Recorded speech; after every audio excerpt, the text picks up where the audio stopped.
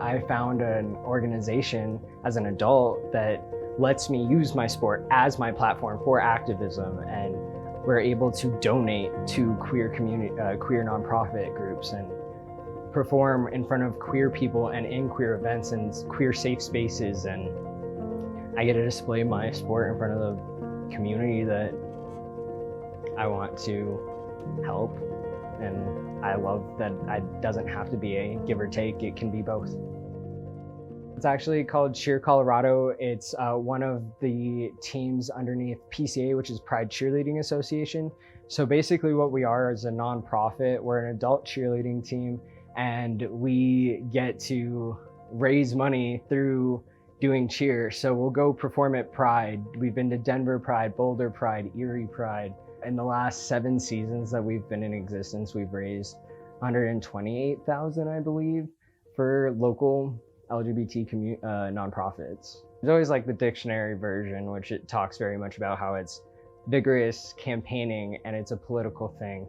While I do agree that that's some aspect of it, but my definition of activism is you're trying to move a minority group by educating the public and creating a collective of we're human, and creating that narrative and pushing agendas that go against that. It's more of speaking up against injustice and educating the ignorance, because that's where hate comes from, is it not? I think of myself as an organizer. I'm not actively like in a leadership role in any campaigns, but I think to me, like, we should be talking about organizing more than we are talking about individual activists using their platform. If activism, one aspect is like raising awareness, organizing and taking action is like making the demand of people who have decision-making power, and also coming together as people to say, hey, together we actually have decision-making power. We can make decisions to pressure, elected officials. We can make decisions to make demands of people in the industry who have influence. Be open to change, which I think is something that we all need to be open to. Is like I said, like doing right by our community and being accountable, and like not having this kind of knee-jerk defensive reaction. And actually, it's our responsibility to be open to like feedback and accountability. So when someone can come up and say, it's like, hey Jade, like this group class that you ran, like I felt some type of way, or I didn't really feel included, or something you said or did made me feel this way, and being open to that feedback and like trying to do better.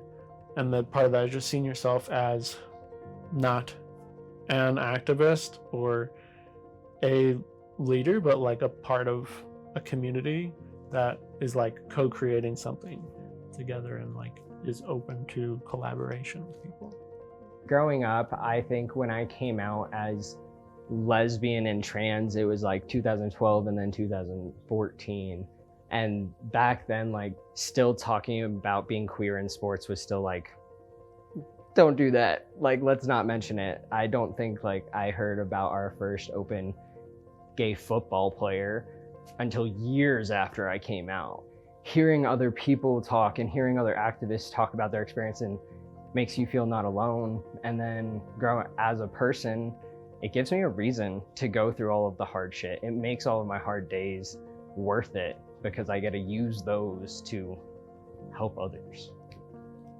Anything that anyone can be interested in, they deserve to have a role model in, and deserve to have someone who makes them feel connected to it. Sports right now, especially among the trans community, while it's something we love, it's definitely causing a lot of commotion and feelings of not feeling connected or loving that sport anymore. Being in a sport that is co-ed and has been co-ed for almost since its beginning helps the feeling of backlash, because it doesn't really matter. And like when you think of cheerleaders, especially like men in cheerleaders, the stereotype is, oh, if you're a man in cheerleading, you're gay. That's the stereotype, right? So we're automatically looked at as a queer sport.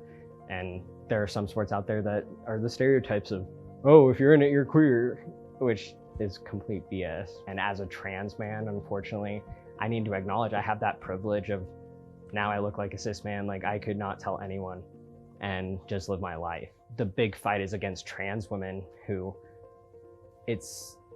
I don't know their experience, so I don't know how to talk on it, but especially if they transition after puberty, it's harder for them to get to passable. So there's just a lot of hate that direction that I won't ever experience, because now I can just go be a man and play a sport. There's not an excuse to ignore things in your community that are going on, things globally, pain and suffering of people, but it's okay to have seasons of life where you can move into like a leadership role, and there's times when you can step back and kind of recharge. I think one way that we should be thinking about and moving in our organizations and institutions, whether it's a nonprofit or like a grassroots, is thinking about what kind of practices we're doing to increase like our capacity for life. I have a dream of doing this type of consulting to bring to organizations, to candidates, to campaigns, and hopefully like pro bono someday to people who need it or groups who need it, to bring like, hey, here's how you could use it, strength training as a modality to increase your capacity. I have my moments where I'm allowed to be what the trans community calls as stealth, where we don't tell anyone, we just go living our lives and let people think that we're cis almost, and don't acknowledge the gender queer side of us. But for me personally, if I'm at work and it slips out, or someone is like, hey, saw your Instagram, it said something, I'll be like, yeah, let's take the time to talk. And it's not something that has to be separate from me. I think if I'm going to live my life authentically, and one of my goals is to educate and help people accept the queer community, then that's what I'm going to do. There's been plenty of people that have met me and I'm the first transgender person that they meet. And so I have the opportunity to be an activist on that level and just educate this singular person on what the experience can be and look like.